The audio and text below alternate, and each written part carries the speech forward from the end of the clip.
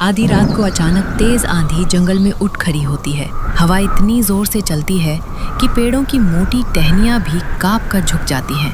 कोमल चिड़िया के घोंसले को एक तेज झोंका उलट देता है और उसका छोटा बच्चा चीखते हुए अंधेरे में नीचे गिर जाता है। माँ, माँ, बचाओ, मैं गिर रहा हूँ।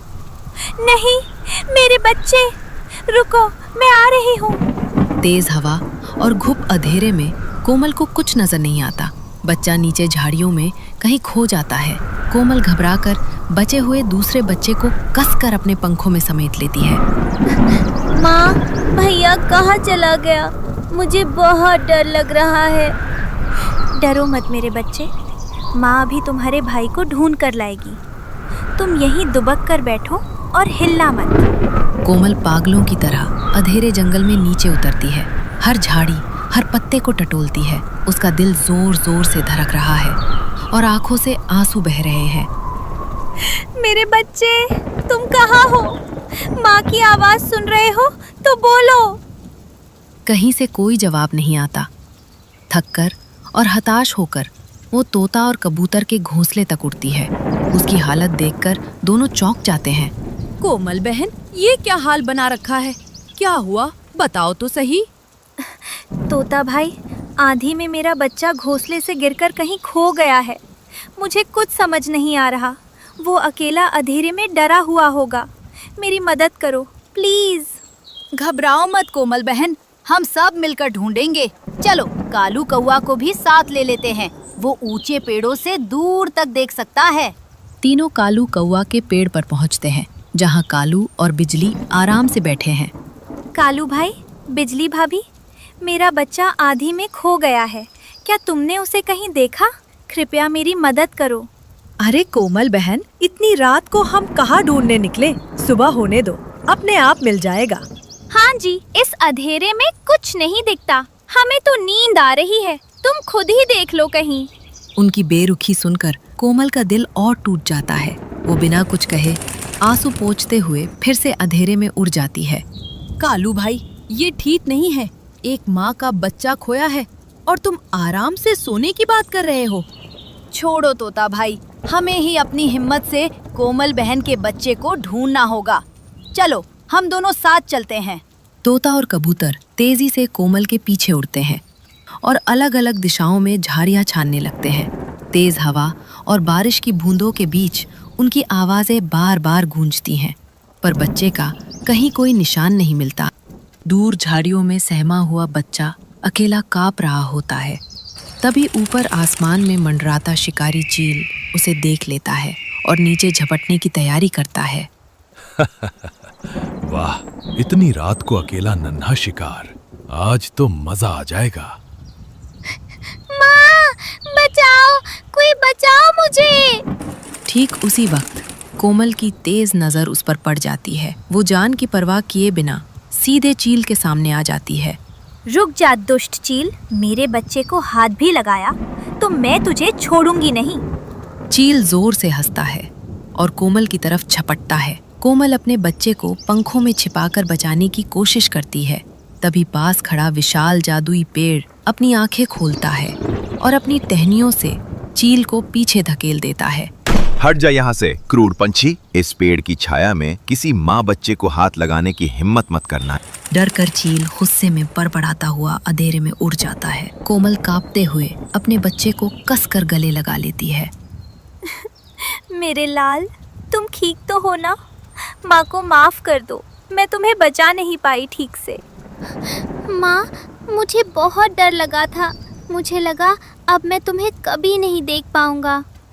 नन्ही कोमल, तुम्हारी ममता और साहस देखकर मेरा दिल भर आया। ये लो, मेरा जादुई सेब, इसे अपने घोंसले ले जाओ। ये तुम्हारे परिवार की हमेशा रक्षा करेगा। आपका बहुत बहुत शुक्रिया पेड़ भैया, आपने आज मेरे बच्चे की जान बचा ली। कोमल अपने बच्चे को लेकर तेजी से घोंसले की तरफ लौटती है, जहां दूसरा बच्चा डर के मारे अब भी सहमा बैठा है।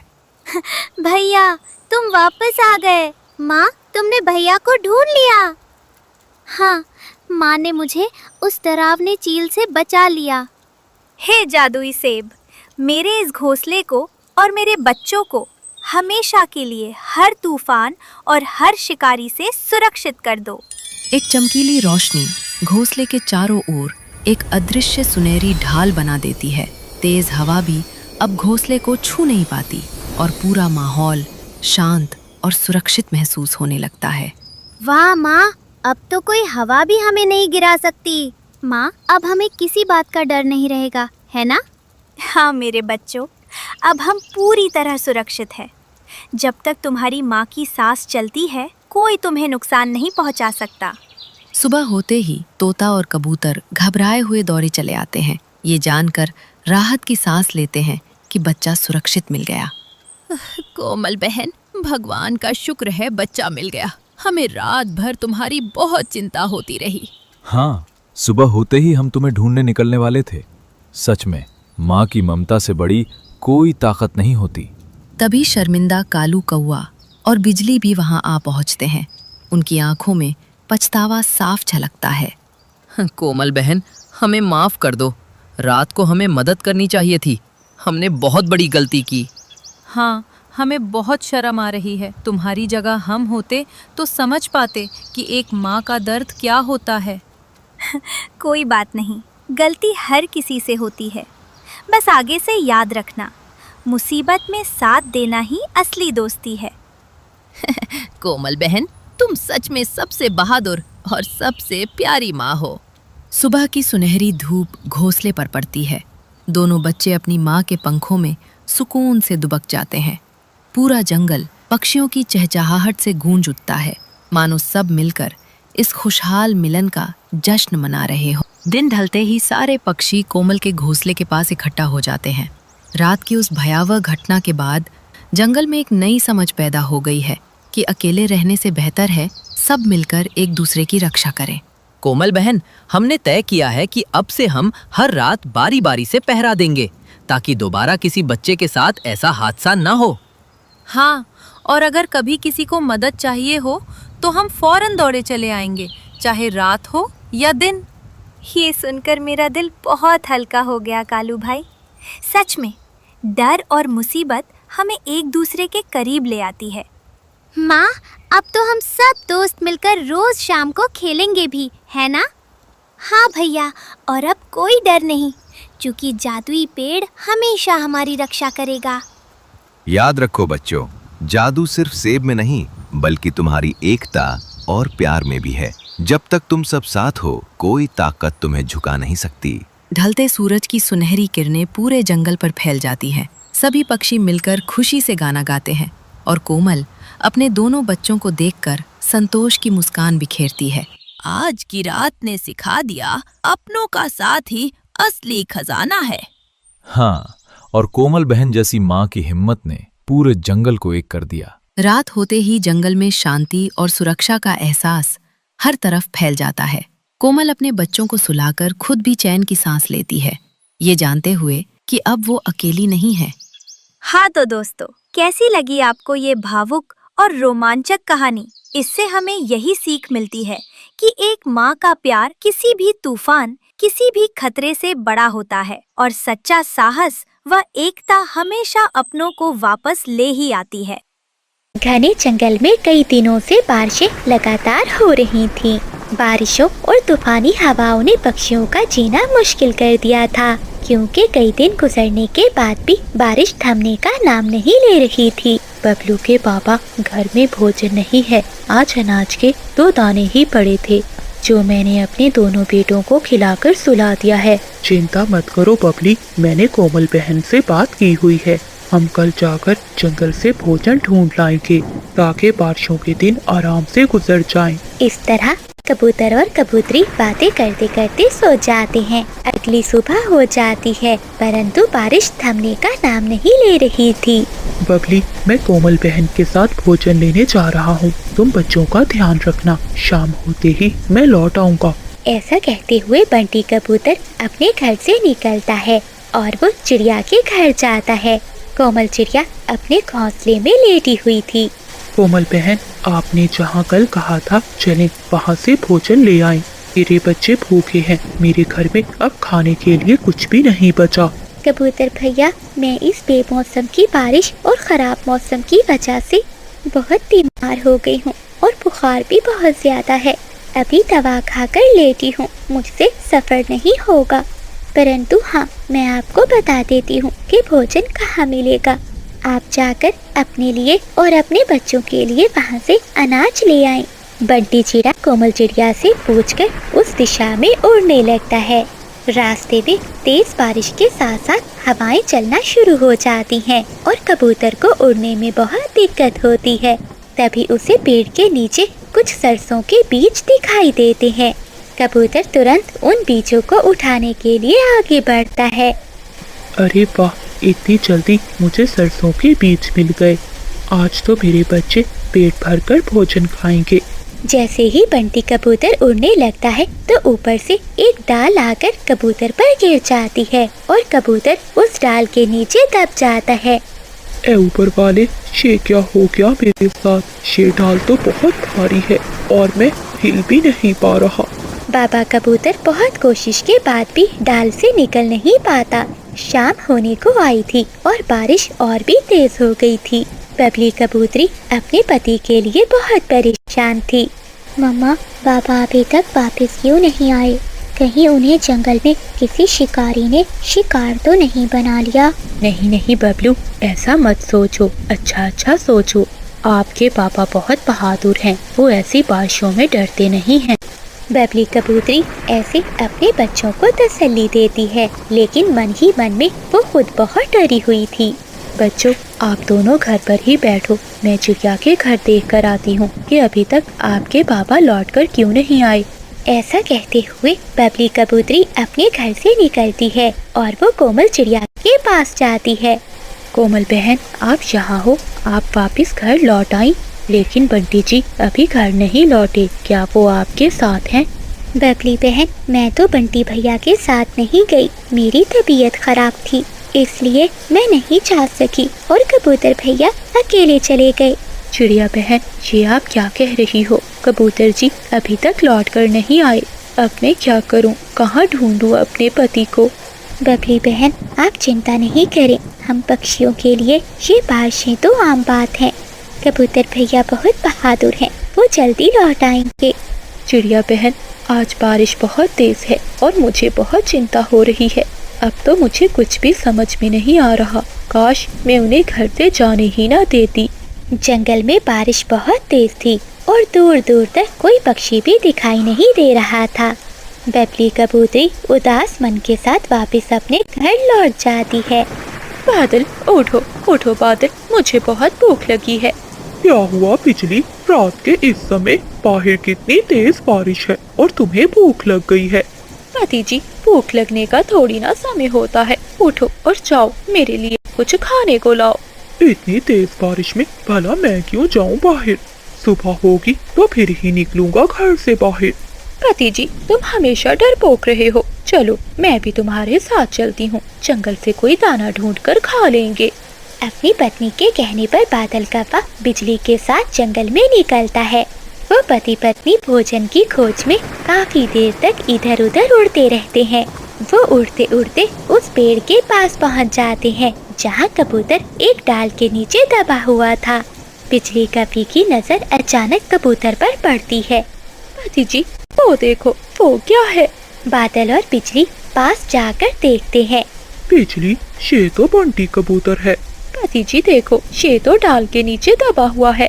भला इसे क्या जरूरत थी ऐसी रात में घर से बाहर निकलने की?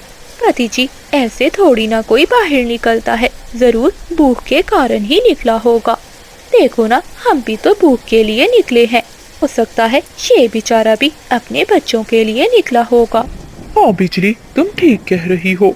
ऐसा कहते हुए वो पति पत्नी उस डाल को हटाते हैं और कबूतर को उस डाल के नीचे से निकालते हैं। कबूतर को होश आ जाता है। बादल और बिजली, तुम्हारा बहुत बहुत धन्यवाद। न जाने कब ये डाल मुझ पर आकर गिर गई और मैं बेहोश हो गया। मुझे घर जाना चाहिए, मेरे बच्चे भूखे होंगे, बहुत समय हो गया है। ऐसा कहते हुए कबूतर उड़ने की कोशिश करता है, परंतु वो नीचे गिर जाता है। बादल, कबूतर उड़ नहीं सकता, चलो हम इसे सहारा देकर घर छोड़ आते हैं। ऐसा कहते हुए बिजली और बादल कबूतर को उठाते हैं और उसे घर ले जाते हैं। देख लो कबूतरी बहन, हमें तुम्हारा और तुम्हारे बच्चों का कितना एहसास है। अगर मुझे आज भूख न लगती तो बादल जी कभी घर से ही ना निकलते और तुम्हारा पति भी तुम्हें सही सलामत ना मिलता।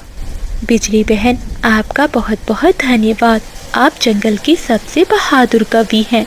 आपका ये एहसान मैं कभी नहीं भुला सकूंगी। बस बस कबूतरी बहन, ये तो हमारा कर्तव्य था। ऐसा कहते हुए वो कपा और कपी वापस अपने घर की ओर चले जाते हैं। ये वीडियो मुकम्मल तौर पर फर्जी है और सिर्फ तफरीह और तालीमी मकासद के लिए बनाई गई है। इस वीडियो में दिखाई गई तमाम वाक़यात, किरदार और कहानियाँ मुकम्मल तौर पर फर्जी हैं। इनका हकीकी वाक़यात या लोगों से कोई ताल्लुक नहीं। इस वीडियो का मकसद बच्चों को हिफाजत और फैसला साजी करने से आगाह करना है। बराह करम इसे गलत तनाज़ुर में ना लें।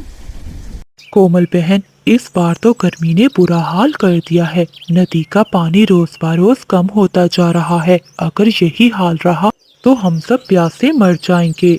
हाँ कोमल बहन, बंटी जी ठीक कह रहे हैं। हमारे बच्चे प्यास से रो रहे हैं।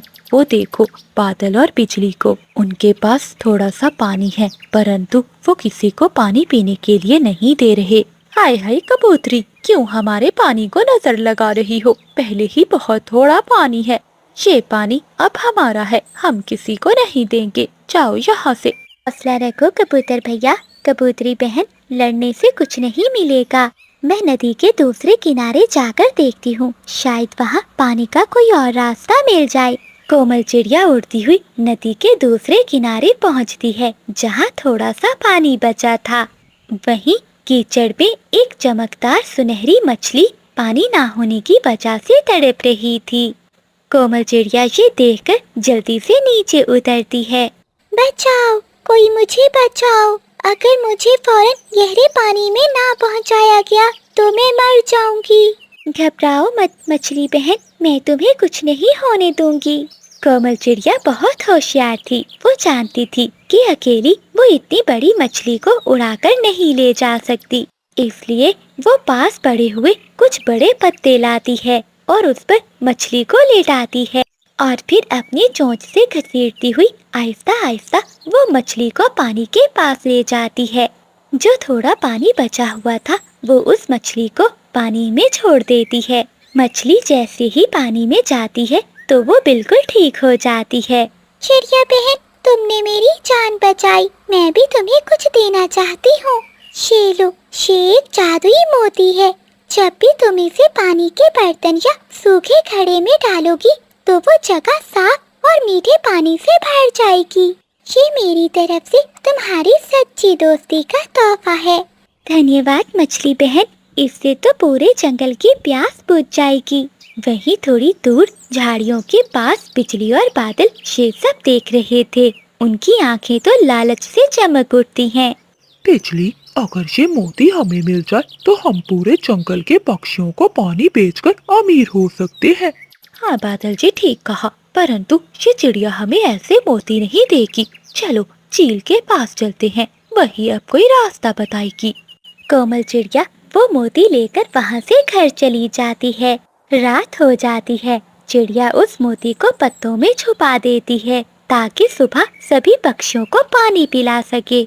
उसी समय चील कौवों के साथ चिड़िया के घर आती है। चील जी, आप इतनी रात को यहाँ? चिड़िया, मैंने सुना है कि तुमने नदी की मछली की जान बचाई है और उसने तुम्हें इनाम में एक मोती दिया है। मैं जानती हूँ उस जादुई मोती के बारे में। मैं तो तुम्हें कहने आई थी, मेरे घर के पास जो छोटे पक्षी रहते हैं वो प्यास से मर रहे हैं। क्या तुम मुझे वो जादुई मोती आज रात के लिए दे सकती हो ताकि मैं अपने इलाके के पक्षियों के बच्चों को पानी पिला सकूं? सुबह होते ही खुद मैं ये मोती तुम्हें वापस कर दूंगी। कोमल चिड़िया चील की लालच को समझ जाती है। चील जी, अगर पक्षी प्यासे हैं तो आप इन्हें सुबह मेरे पास ले आएं। हम सब मिलकर पानी पिएंगे। रात के अंधेरे में मोती ले जाना ठीक नहीं रहेगा। अच्छा तो चिड़िया, लगता है कि सीधी उंगली से नहीं निकलेगा। कापो, पकड़ो इस चिड़िया को। बिजली और बादल आगे बढ़ते हैं और चिड़िया को पकड़ लेते हैं। चील वो मोती उठा लेती है। ये मोती अब मेरा है। पूरे जंगल में पानी अब उसी पक्षी को मिलेगा जो मुझे रोजाना 100 मीठे फल लाकर देगा। ऐसा कहते हुए चील कौवों के साथ वो मोती लेकर वहाँ से चली जाती है। कोमल चिड़िया उदास होकर बैठ जाती है। अगली सुबह होते ही कोमल चिड़िया जंगल के पक्षियों को इकट्ठा करती है और उन्हें सारी बात बताती है। ये चील बहुत जालिम है, चलो हम सब मिलकर इस पर हमला करते हैं। नहीं कबूतर भैया, वो हमसे बहुत बड़ी और ताकतवर है। ताकत का जवाब ताकत से नहीं बल्कि बुद्धि से दिया जाता है। मुझे उस मछली ने बताया था कि उस मोती की एक खासियत है। क्या क्या खासियत है कोमल बहन? तोते भैया, ये मोती उसी समय ही काम करेगा जब इसे मिट्टी के कच्चे बर्तन में साफ नीयत से रखा जाए। अगर इसे लालच की नीयत से रखा जाएगा तो ये पानी की जगह आग उगलने लगेगा। चलो चलकर देखते हैं, वो जरूर चील की गुफा में ही होंगे। ऐसा कहते हुए वो सभी पक्षी गार की ओर चले जाते हैं। चील उस मोती को नीचे पत्थर पर ही रख लेती है। बिजली और बादल पास बैठे पानी निकलने का इंतजार कर रहे थे, परंतु मोती से पानी निकलने की बजाय आग निकलने लगती है। अब बादल जी, ये क्या हो रहा है? पानी कहाँ है? यहाँ तो आग निकल रही है। बिजली, ये क्या मुसीबत है? इस मोती से पानी क्यों नहीं निकल रहा? इसी समय चिड़िया और सभी पक्षी गुफा के पास पहुंच जाते हैं। चील, कौवों, जल्दी बाहर निकलो, नहीं तो ये आग आपको अपने अंदर खींच लेगी। डर के मारे चील और कौवे गुफा से बाहर आ जाते हैं। चिड़िया, ये कैसा मोती है? इसमें से तो आग निकल रही है। कौवों, तुमने मेरे साथ धोखा किया है। ऐसा कहते हुए चील कौवों की पिटाई करती है और वहाँ से चली जाती है। चिड़िया बहन, हमें माफ कर दो, हम लालच में अंधे हो गए थे। चिड़िया कौवों को माफ कर देती है और वो मोती के पास जाती है। मोती फिर से शांत हो जाता है। चिड़िया मोती को उठाती है और वो सभी पक्षी वापस अपने जंगल लौट आते हैं। फिर कोमल चिड़िया उस मोती को एक मटके में डालती है तो वो मटका ठंडे पानी से भर जाता है। जंगल के सभी पक्षी पानी से अपनी प्यास बुझाते हैं। तो प्यारे दोस्तों, इस कहानी से हमें ये सीख मिलती है कि लालच का अंजाम बुरा होता है। जैसे चील और कौवों ने लालच की और उन्हें सजा मिली। अक्लमंदी और दूसरों की मदद करने वालों की हमेशा जीत होती है, बिल्कुल हमारी प्यारी कोमल चिड़िया की तरह। अब पूरा जंगल खुश था और मजे से पानी पी रहा था। जंगल में बरसात का मौसम चल रहा था। चिड़िया के आंगन में लगा आम का पेड़ बहुत सुंदर लग रहा था, क्योंकि उस पेड़ पर लगे हुए सारे आम पक चुके थे। मामा, अगर ऐसी ही बारिश होती रही तो हमारे पेड़ के सारे आम खराब हो जाएंगे। नहीं मीना बेटी, मैं ये सारे पके हुए आम तोड़कर पक्षियों में बेच आऊंगी।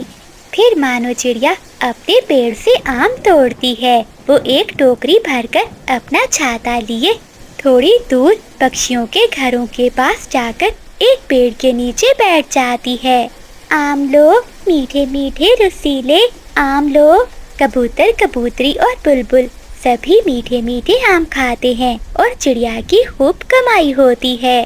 बादल जी, देखो तो चिड़िया आम बेच रही है। मेरा आम खाने को बहुत मन कर रहा है। बिजली, मेरे पास पैसे नहीं है, मैं अपने मामा जी के पेड़ से तुम्हें आम ला दूंगा। अच्छा, पैसे नहीं है तो मैं चिड़िया से झूठ बोलकर आम तो खा ही लूंगी। फिर बिजली कभी बारिश में ही चिड़िया के पास जाती है। चिड़िया चिड़िया, मुझे चिंकी तोती ने भेजा है, वो तुमसे आम मांग रही है। वो कहती है कि पैसे मैं शाम को दे दूंगी। ठीक है बिजली, तुम ये आम ले जाओ और तोती को दे दो, मैं तोती बहन से पैसे ले लूंगी। फिर बिजली कभी चिड़िया से आम लेती है और थोड़ी दूर जाकर एक पेड़ पर बैठकर वो आम खाने लगती है। आज मानो चिड़िया के सारे आम बिक गए थे। चिड़िया खुशी खुशी अपनी टोकरी और छाता लेकर अपने घर की ओर जाती है। तोती भी अपने घर के बाहर बैठी हुई थी। चिंकी तोती को देखकर मानो चिड़िया वहाँ जाती है। चिंकी बहन, क्या आम मीठे थे? आम? कौन से आम? जो आपने बिजली कपी से मंगवाए थे। नहीं नहीं चिड़िया, मैंने तो कपी को कोई आम लाने के लिए नहीं कहा। वो तो सुबह से मुझे मिली भी नहीं। तो इसका मतलब उस बिजली की बच्ची ने मुझसे झूठ बोलकर आम ले लिए। उसे तो मैं जरूर सजा दूंगी। जब देखो मुझे पागल बनाती रहती है। फिर मानो चिड़िया अपने घर चली जाती है। मम्मा, आज मेरा मीठी खीर खाने को बहुत मन कर रहा है। ठीक है बेटी, घर में शक्कर भी है और चावल भी। मैं तुम्हें अभी खीर बना देती हूँ। फिर मानो चिड़िया अपनी बेटी मीना के लिए खीर बनाने लगती है। जंगल में बारिश थी कि रुकने का नाम नहीं ले रही थी, लेकिन गर्मियों की बारिश पक्षियों को बहुत अच्छी लग रही थी। बादल जी, मैंने चिड़िया से तोती का नाम लेकर जी भर कर आम खाए। बिजली, क्या होता अगर 2-3 मेरे लिए भी आम ले आती? तुम चिंता नहीं करो, कल ले आऊंगी। हमारे घर कौन सा दाना है। अब कल भी तो किसी न किसी तरह पेट तो भरना है ना। दूसरे दिन मानो चिड़िया फिर से अपने आम के पेड़ से आम तोड़ती है, लेकिन आज मानो चिड़िया पास झाड़ियों में से पीले रंग के कड़वे फल भी तोड़ती है। मम्मा, इस झाड़ियों के फल तो बहुत कड़वे हैं। ये आप क्यों तोड़ रही हैं? मीना बेटी, आप मेरे साथ चलो, आज बहुत मजा आने वाला है। मानो चिड़िया अपनी बेटी को लेकर आज फिर उसी पेड़ के नीचे जाकर बैठ जाती है। आम, मीठे मीठे रसीले आम लो। बादल, चिड़िया आ गई है, तैयार हो जाओ आज मीठे मीठे आम खाने के लिए।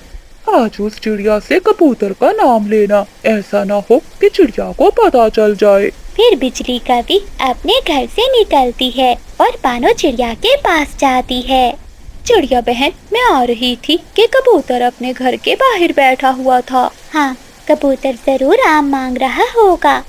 हाँ चिड़िया बहन, तो और क्या। उसने मुझसे कहा, ये मेरी चिड़िया बहन से आम ला दो, पैसे मैं कल दे दूंगा। ठीक है बिजली बहन, तुम ये पके हुए मीठे मीठे आम ले जाओ। बिजली कभी खुशी खुशी चिड़िया से वो कड़वे फल आम समझकर ले जाती है और थोड़ी दूर जाकर उन्हें खाने लगती है। बिजली कभी ने अभी एक ही फल खाया था कि उस कड़वे फल से बिजली की चोंच भी कड़वी हो जाती है। मर गई, हाय मैं। जंगल में सुबह से ही काले काले बादल छाए हुए थे। ठंडी हवाएं चल रही थी और पेड़ों की डालियां हवा में झूल रही थी। कोमल चिड़िया अपने घर के बाहर बैठी आसमान की तरफ देख रही थी। चंदू जी, जरा देखो ना, लगता है आज बहुत तेज बारिश होने वाली है। हाँ कोमल, बादलों का रंग देखकर तो ऐसा ही लग रहा है कि आज जमकर बरसात होगी। उसी समय मीना और बबलू दौड़ते हुए अपनी मम्मा के पास आते हैं। मम्मा, मम्मा, मैं नदी के पास अपने दोस्तों के साथ खेलने जाऊं? प्लीज जाने देना मम्मा। नहीं बबलू बेटे, आज मौसम बिल्कुल ठीक नहीं है। देखो कितने काले बादल हैं। मम्मा, अगर बाहर नहीं जाएंगे तो हम घर में बैठे बैठे बोर हो जाएंगे। मीना ने इतना कहा ही था कि तभी आसमान में एक जोरदार आवाज के साथ बिजली चमकती है और देखते ही देखते मूसलाधार बारिश शुरू हो जाती है। बारिश इतनी तेज थी कि कुछ ही देर में पूरे जंगल में पानी भरने लगता है। मीना और बबलू खिड़की से बाहर उदासी से देख रहे थे। अरे बाप रे, कितनी तेज बारिश हो रही है। हाँ बबलू भैया, लगता है आज पूरा दिन घर के अंदर ही बिताना पड़ेगा। कुछ देर के बाद अचानक हवा के साथ एक बहुत ही स्वादिष्ट खुशबू आती है। मम्मा, मम्मा, जरा सूंघो, कैसी मजेदार खुशबू है। हाँ मम्मा, मुझे भी बहुत अच्छी खुशबू आ रही है। बबलू, मीना, तुम ठीक कह रहे हो। मुझे तो ये गर्मा गर्म मैगी की खुशबू लग रही है। अभी सब खुशबू का अंदाजा लगा ही रहे थे कि इतने में दरवाजे पर दस्तक होती है। चंदू चिड़ा दरवाजा खोलता है तो सामने बंटी कबूतर छाता लिए खड़ा था। आओ आओ बंटी, अंदर आओ। चंदू चिड़ा बंटी कबूतर को अंदर ले जाता है। कोमल बहन, चंदू भाई, क्या आप सभी को भी वो प्यारी सी खुशबू आ रही है? हाँ बंटी भैया, खुशबू तो आ रही है, परंतु इतनी तेज बारिश में ये कहाँ से आ रही है? अरे आपको नहीं पता क्या, नदी के पास एक नई और बहुत सुंदर मैगी की दुकान खुली है। सच में बंटी अंकल, क्या मैगी की दुकान खुली है? हाँ सच मीना, मैं खुद अभी वहाँ से देख कर आ रहा हूँ। मम्मा पापा प्लीज हमें भी वहाँ चलना है। चिड़िया बच्चों की बातें सुनकर सोच में पड़ जाती है, क्योंकि बाहर बहुत तेज बारिश हो रही थी। लेकिन बच्चों का उत्साह और खुशी देखकर वो मुस्कुरा देती है। ठीक है बच्चों, चलो हम सब चलेंगे, परंतु कोई अकेला नहीं भागेगा, सब पक्षी साथ जाएंगे। बच्चे अपनी मम्मा की बात सुनकर खुश हो जाते हैं। थोड़ी देर बाद सभी पक्षी अपने रंग बिरंगे छाते लेकर निकल पड़ते हैं। कोमल चिड़िया अपने पूरे परिवार के साथ और बंटी बबली, चीकू तोता, चिंकी तोती बारिश में उड़ते हुए नदी की तरफ जाने लगते हैं। उधर पास के एक सूखे पेड़ पर बादल कौवा, बिजली कवि और उनका छोटा बेटा जुगनू बैठे ये सब देख रहे थे। मम्मा देखो ना, सब पक्षी कितने खुश हैं और मैगी खाने जा रहे हैं। हाँ बेटा, पूरे जंगल के पक्षी वहाँ जा रहे हैं और हमें तो किसी ने पूछा तक नहीं। बिजली, मुझे तो इन पक्षियों की ये खुशी बिल्कुल पसंद नहीं आई। ये हमेशा हंसते रहते हैं। मम्मा मुझे भी भूख लगी है, मुझे भी मैगी खानी है। जुगनू, हमारे पास इतने पैसे नहीं हैं, चुपचाप बैठे रहो। अपनी पत्नी की बात सुनकर बादल एकदम मुस्कुराता है, क्योंकि इसके दिमाग में एक शरारत आ चुकी थी। क्या हुआ अगर हमारे पास पैसे नहीं है तो? मतलब पापा, क्या हम बगैर पैसों के मैगी खाएंगे? जुगनू, बस तुम देखते जाओ, मैं ऐसी चाल चलूंगा कि सबकी पिकनिक और मैगी का मजा एक पल भी खराब हो जाएगा। चलो मेरे साथ। ऐसा कहते हुए वो तीनों कौवे भी चुपके से पक्षियों के पीछे पीछे उड़ जाते हैं। कुछ देर बाद सभी पक्षी नदी के किनारे बनी नई मैगी की दुकान पर पहुंच जाते हैं। दुकान बहुत सुंदर थी, इसके ऊपर रंग बिरंगी लाइटें लगी थी और अंदर बड़े बड़े बर्तनों में धुआं उड़ती हुई गर्मा गर्म मैगी बन रही थी। वाह मम्मा, कितनी प्यारी दुकान है। खुशबू तो यहाँ आकर और भी अच्छी लग रही है। सच कहा बबलू बेटे, मुझसे तो अब रुका भी नहीं जा रहा, मुझे बहुत तेज भूख लग गई है। चीकू की बात सुनकर सभी जोर जोर से हंस पड़ते हैं। दुकानदार मुस्कुराकर सबका स्वागत करता है। आओ आओ पक्षियों, अंदर आओ, इतने प्यारे मौसम में गर्मा गर्म मैगी का लुत्फ उठाओ। सभी अपने लिए मैगी के कटोरे मंगवाते हैं। कुछ ही देर में गर्मा गर्म मैगी इनके सामने थी और वो सब मजे से खाने लगते हैं। वाह मम्मा, इतनी स्वादिष्ट मैगी मैंने अपनी पूरी लाइफ में कभी नहीं खाई।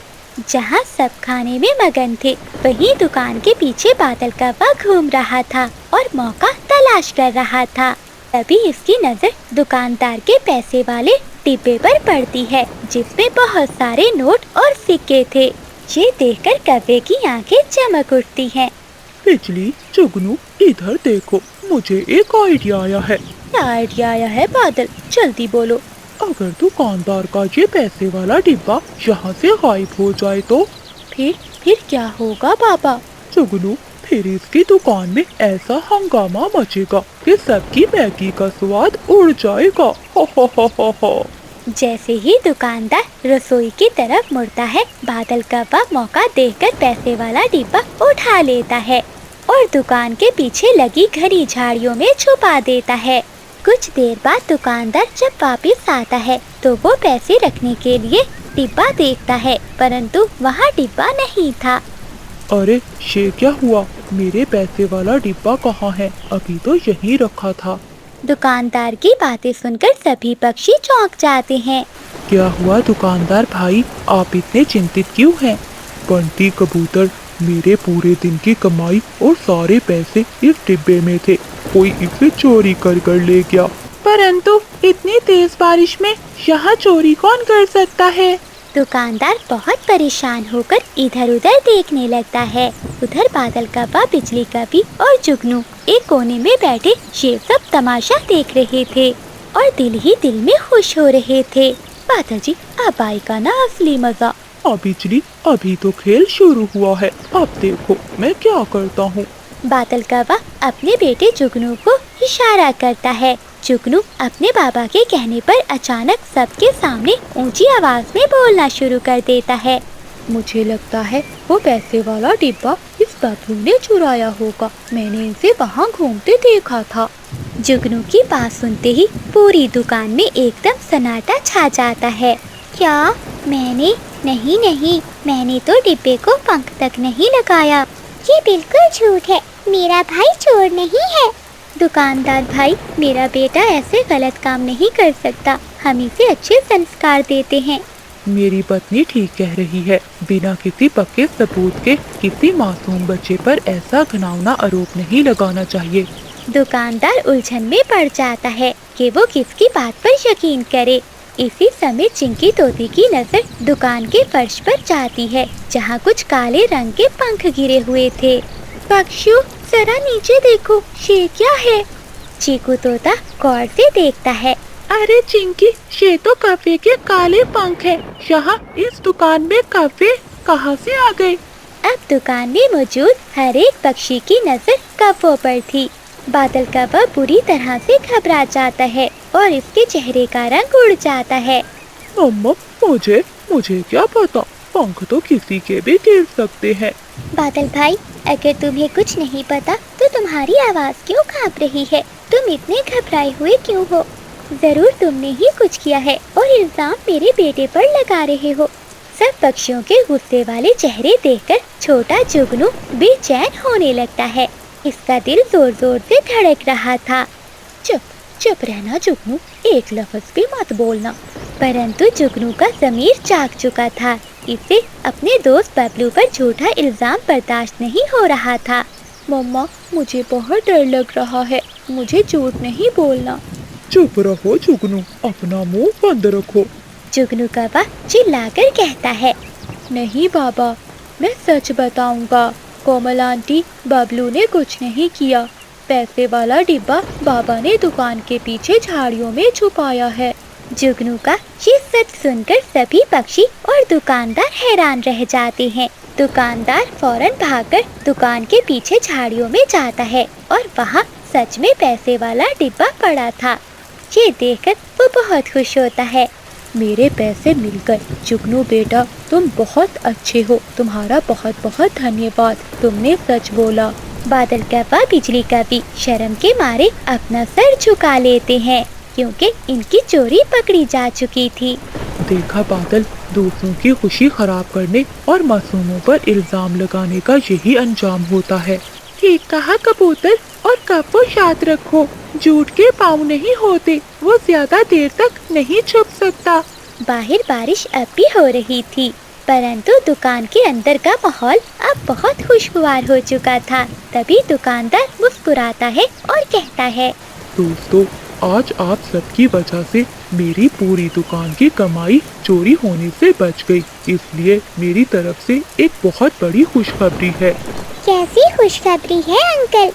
मीना बेटी, आज इस सच्चाई की जीत की खुशी में सबको एक एक कटोरा स्पेशल गर्मा गर्म मैगी मेरे तरफ से बिल्कुल फ्री में मिलेगी। क्या सच में? वाह, ये हुई ना बात। फिर दुकानदार सभी पक्षियों को एक एक कटोरा मैगी का देता है। जुगनू कौवा अपनी गलती पर शर्मिंदा होकर चुपचाप एक कोने में अकेला बैठा था। तभी बबलू अपना मैगी का कटोरा लेकर इसके पास आता है। जुगनू, तुम वहाँ अकेले क्यों बैठे हो? आओ, मैगी नहीं खाओगे? लेकिन बबलू, मैंने तो तुम पर झूठा इल्जाम लगाया था। कोई बात नहीं, तुमने समय पर सच बोलकर अपनी गलती सुधार ली। परंतु अगली बार अपने पापा के कहने पर ऐसी गंदी शरारत मत करना। ठीक है बबलू दोस्त, मैं हमेशा सच बोलूँगा। तो प्यारे दोस्तों, इस कहानी से हमें ये सीख मिलती है कि कभी भी हसरत में आकर झूठ और गलत आरोप लगाकर किसी मासूम को परेशानी में नहीं डालना चाहिए। सच्चाई और ईमानदारी का रास्ता ही सबसे अच्छा होता है और सच चाहे कितनी भी देर से सामने आए, परंतु एक न एक दिन सामने जरूर आता है और जीत हमेशा सच की ही होती है। जंगल के एक सुंदर किनारे पर कोमल चिड़िया का एक बहुत ही सुंदर अंगूरों का बाग था। इस बाग में दूर दूर तक लंबी लंबी हरी बेलें फैली हुई थीं। जिन पर हर साल बहुत ही मीठे, रसीले और चमकदार अंगूर लगते थे। कोमल चिड़िया, चंदू चिड़ा और इनकी बेटी मीना और छोटा बबलू मिलकर रात दिन इस बाग की देखभाल करते थे। एक सुबह जब कोमल चिड़िया रोज की तरह मुस्कुराती हुई अपने बाग में पहुंचती है, तो वहां का नजारा देखकर उसका चेहरा उतर जाता है। वो चिंतित हो जाती है। बाग की बेलों के पत्ते मुरझाए हुए थे और जमीन की मिट्टी सूखी पड़ी थी। अरे, ये अचानक क्या हो गया? हमारे इतने सुंदर बगीचे की ये हालत कैसे हो गई? मम्मा देखो ना, पानी ना मिलने की वजह से हमारे बगीचे के कुछ अंगूर तो अभी से सूखने और काले पड़ने लगे हैं। हाँ मम्मा, मीना दीदी ठीक कह रही हैं। अगर बारिश नहीं हुई या हमें पानी नहीं मिला तो हमारा पूरा बगीचा खराब हो जाएगा और फिर हमें खाने को मीठे अंगूर भी नहीं मिलेंगे। बबलू की बात सुनकर कोमल चिड़िया बहुत चिंतित हो जाती है। इधर पूरे जंगल में सूखा पड़ने